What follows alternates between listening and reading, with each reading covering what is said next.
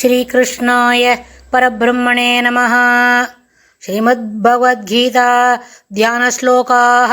नमोऽस्तु ते व्यासविशालबुद्धे पुल्लारविन्दायत पत्रनेत्र येन त्वया भारततैलपूर्णः प्रज्वालितो ज्ञानमयः प्रदीपः प्रपन्नपारिजाताय स्तोत्रवेत्रैकपाणये ज्ञानमुद्राय कृष्णाय गीतामृतदुहे नमः।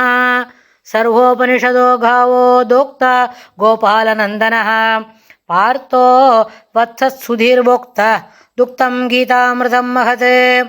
वसुदेवसुतं देवं कंसचाणूरमर्दनं देवकी परमानन्दं कृष्णं वन्दे जगद्गुरुम्। அடுத்தது கர்மயோகம் 3வது அத்தியாயத்தில் 22வது ஸ்லோகம். நமே பார்த்தாஸ்தி கர்த்தவ்யம் த்ரிஷு லோகேஷு கிஞ்சன நானாவாப்தமவாப்தவ்யம் வர்த்தயேவ ச கர்மணி. நமே பார்த்தாஸ்தி கர்த்தவ்யம் த்ரிஷு லோகேஷு கிஞ்சன அவாப்தம் அவாப்தவ்யம் வர்த்தயேவ ச கர்மணி. இந்த ஸ்லோகத்தில் பெருமாள் என்ன சொல்கிறார்?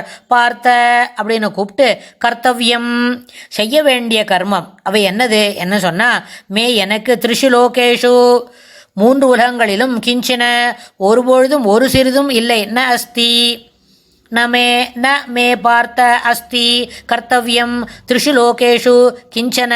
பெருமாள் தனக்கு அர்ஜுனனை கூப்பிட்டு இந்த 3 உலகங்களிலும் செய்ய வேண்டிய காரியங்கள் செய்ய வேண்டிய கர்மா கர்த்தவ்யம் எனக்கு எதுவுமே இல்லை. எனக்குன்னு செய்ய வேண்டிய அர்ஜுனன் இது வரைக்கும் என்ன நினச்சிட்டு இருக்கான்? பெருமாள் இப்போ தான் 1 2 3 அத்தியாயம் சொல்லின்னு இருக்கார். அதாவது ஒரு 100 120 140வது ஸ்லோகம் வரிசையில் வந்திருக்கோம். இந்த 100 ஸ்லோகத்தில் சொல்லும் பொழுது இப்போ வரைக்கும் பெருமாளுக்கு என்ன தனக்கும் அர்ஜுனன் என்ன நினச்சிட்டு இருக்கான்? தனக்கும் பெருமாளுக்கு எதிர இருக்கிறது பெருமாள் கிருஷ்ணன் தேவகி சுதன் அப்புறம் லோகபந்து அப்படிலாம் தெரிஞ்சுட்டு இருக்கானே தவிர அவனை தன்னை அத்தை பையன் அப்படின்னு அதுக்கு தான் இம்பார்ட்டன்ஸ் இருக்குது. பெருமாளோட சிறப்பு மனசில் வாங்காமல் அத்தை பையன் நினச்சிட்டு இருக்கான். அதனால தான் பெருமாள் இந்த ஸ்லோகத்தில் என்ன சொல்ல, இனிமே தான் 10வது அத்தியாயம் 11வது அத்தியாயத்தில் விஸ்வரூப தரிசனம் காட்டி தர போகிறார். நம்ம அதெல்லாம் பார்த்துட்டு இப்போ ரிவர்ஸில் பின்னாடி வந்துட்டுருக்கோம். அதனால் நம்மளுக்கு அது தெரியும், மனசில் வாங்கிட்டோம், அந்த பாடங்களெல்லாம் படிச்சுட்டோம். ஆனால் அர்ஜுனனுக்கு இப்போ தானே வரிசையாக வந்ததுனால வரிசையாக வந்துட்டுருக்கான், அவனுக்கு தெரியாது. அதனால் என்ன நினச்சிருக்கான்? தானும் எதிர உட்காண்டிருக்காரு கிருஷ்ணனும் அத்தை பையன் மாமா பசங்க, அதனால் நம்மளுக்கு என்ன அப்படின்னு நினச்சிருக்கிறதுனால பெருமாள் அதை சூச்சகமாக அவனுக்கு சொல்லி காட்டுறாரு. என்ன பார்த்த அப்படின்னு கூப்பிட்டு கர்த்தவ்யம் செய்ய வேண்டிய கர்மங்கள் எனக்கு த்ரிஷு லோகேஷு இந்த 3 உலகங்களிலும் கிஞ்சித்து ஒன்றும் சிறிதும் இல்லை. அனவாப்தம் அவாப்சியசி அவாப்தம் என்றது அடையப் போகிறது. அனவாப்தம் சொன்னால் அடையப்படாதது. அடையப்படாததுன்றது எனக்கு எதுவுமே இல்லை, எல்லாமே என்னிடத்தில் இருக்கிறது தான். அனவாப்தம் அவாப்தவ்யம் அதாவது அடைவதற்கு அடைய முடியாததாகவும் எதுவும் இல்லை, அடைவதற்கும் எதுவும் இல்லை, எல்லாம் என்னிடத்தில் இருக்கிறது. நான் நிறைய விஷயங்களை எல்லாவற்றையும் அடைந்திருக்கிறேன், எல்லாம் என்னிடத்தில் இருக்கிறது அப்படின்றத. அடையப்படாததாகவும் எதுவும் இல்லை, அடைய வேண்டியதும் இனி அடைவதற்கு உரியதாகவும் எதுவும் இல்லை. ந அஸ்தி சச்ச எனினும் கர்மத்தில் வர்த்தையேவ முயன்று கொண்டே இருக்கிறேன். நான் செய்ய வேண்டியது என்ன? எனக்கு இதெல்லாம் ஓணுன்ற அவசியமே இல்லை. ஆனால் பிரவೃತ್ತಿ மார்க்கமும் இல்லை, நிவர்த்தி மார்க்கமும் இல்லை, இதுவும் இல்லை அதுவும் இல்லை, எதுவுமே போச்சு. ஆனால் இருந்தாலும் நான் என்ன பண்ணுறேன்? நிறைய விஷயங்களை தொடர்ந்து செய்துட்டே இருக்கேன். என்ன நான் செய்யணுமோ, உனக்கு அவன் தேர் ஓட்டணுமா தேர் ஓட்டுறேன், அவனுக்கு துரியோதனங்கிட்ட போய் பேசணுமா பேசிட்டு வரேன், தர்மருக்கு கைடு பண்ணணுமா தர்மருக்கு யுதிஷ்டருக்கு சில ஐடியாஸ்லாம் சொல்லி கொடுக்குறேன், எங்கள் அண்ணாட்ட போய் பேசணுமா பண்ணுறேன், ருக்மிணி கிட்ட போய் பேசிட்டு வரணுமா பேசுகிறேன். எல்லா விஷயங்களையும் விடாது செய்கிறேன். சில கர்மாவில் எனக்கு ஈடுபாடும் இல்லை, அதை செய்ய வேண்டிய கட்டாயம் இல்லை. இருப்பினும் நான் என்ன பண்ணிட்டு இருக்கேன்? அதை தொடர்ந்து செய்து கொண்டிருக்கிறேன். அதாவது 3 உலகங்களிலும் எனக்காக அடைய வேண்டிய செயல்கள் எதுவும் இல்லை. கிஞ்சித் நாஸ்தி ஒருபொழுதும் இல்லை. இருப்பினும் அடையப்படாததாகவும் எதுவும் இல்லை, அடைய வேண்டியதாகவும் எதுவும் இல்லை. இருந்தாலும் ந கர்மணி வர்த்ததே ஏவ இருந்தாலும் தொடர்ந்து கர்மங்களில் நான் என்ன பண்ணிட்டுருக்கேன்? கர்மணி வர்த்ததே ஏவ அப்படின்னா நான் முயன்று கொண்டே இருக்கிறேன்.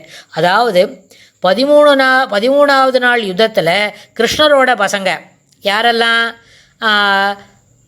இருந்தால் அவள் எல்லாரையும் என்ன பண்ணா, துரியோதனை அவளை முடிச்சுட்டான். இருந்தாலும் கிருஷ்ணர் அதுக்காக ரொம்ப துக்கம் படலை, துக்கிக்கலை. மேலும் மேலும் சரி இது நடந்துருத்து அப்படின்னு தான் 14வது யுத்தத்துக்கும் 14வது நாள் யுத்தத்துக்கும் அர்ஜுனனுக்கு என்ன பண்ண வந்தார், தேர் ஓட்டுறதுக்கு வந்தார் பெருமாள். அதனால் அதுபோல தான் ஆக்கி அழித்து துடைக்கும் தொழில் அத்தனை வைத்தும் எள்ளத்தனையேனும் தாக்கர நிற்கும் சமர்த்தன். எள்ளத்தனையேயும் தாக்கர நிற்கும் சமர்த்தன். இந்த உள்ள சாட்சியை சிந்திக்கத்தக்கது எது? இதுபோல் சாட்சி பெருமாள் இதில் ஈடுபாடு இல்லாமல் இருக்கிறதுக்கு தாக்கதத்தனையும் என்னது, தாக்குற நிற்கும் அத்தனையும் என்ன பண்ணுறார், அதை தாங்கி நிற்கிற சமர்த்தன். ஆக்கி அழைத்து உடைக்கும் அதில் தொழில் அத்தனைக்கும் எள்ளத்தனையேனும் தாக்கர நிற்கும் சமர்த்தன். அவன் பரம்பொருள் இருக்கிறது.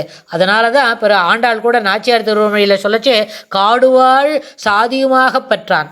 எல்லாவற்றையும் எது இருந்தாலும் இதையும் ஏற்றுப்பார் பெருமாள், அதையும் ஏற்றுப்பார் அப்படின்னு அதில் காட்டி கொடுத்தார். அதனால் 3 உலகத்திலும் தனக்கென்று அடைய வேண்டியது எதுவும் இல்லை, அடைதற்கு அரியதாக இருப்பதும் எதுவும் இல்லை.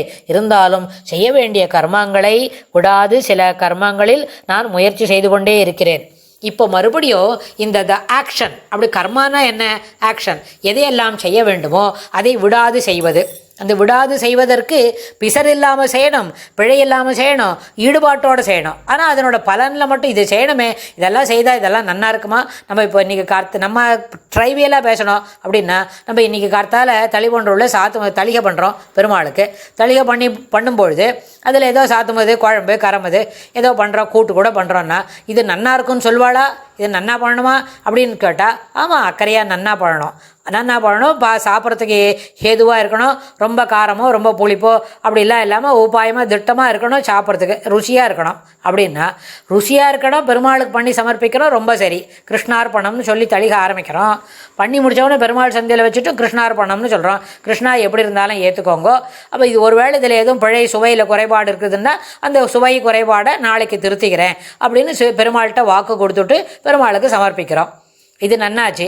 நம்ம அதில் இருக்கிற மனுஷாலாம் அதை சாப்பிட்டுட்டு கூட்டு பண்ண கைக்கு இந்தா வளையல், அப்புறம் கரமது பண்ண கைக்கு இந்தா மோதிரம் அப்படின்லாம் நம்மளுக்கு லாரல்ஸ், அதுக்கு வெகுமானம் கிடைக்குமா அப்படின்னு எதிர்பார்க்குறத காட்டிலும் நன்னா ருசியாக பண்ணினோம், அந்த தளிகை நன்னா இருந்தது, பெருமாள் நன்னா போக்கியமாக அம்சரிச்சிருக்கார், அதனோட பிரசாதம் இருக்குல்ல, அதை நம்மளும் இன்றைக்கி அம்சரிக்கலாம் அப்படின்னு நினச்சிக்கணுமே தவிர அதுக்கு லாரல்ஸ் கிடைக்குமா, அதுக்கு வெகுமானம் வெகுமதி பரிசு கிடைக்குமான்னு எதிர்பார்க்குறத காட்டிலும் என்ன பண்ணணும், கர்மாவை விடாது செய்யணும், ஈடுபாட்டோடு செய்யணும். அதில் என்ன இருக்கணும், ஒரு நாளும் வெகுமானத்திற்காக எதிர்பார்ப்பது கூடாது அப்படின்னு பெருமாள் இந்த ஸ்லோகத்தில் சொல்லி கொடுக்குறார். அடுத்த ஸ்லோகத்தில் இன்னும் என்ன சொல்கிறார் அப்படின்னு நம்ம பார்க்கலாம். ஸ்ரீ கிருஷ்ணாய துப்யம் நமஹ.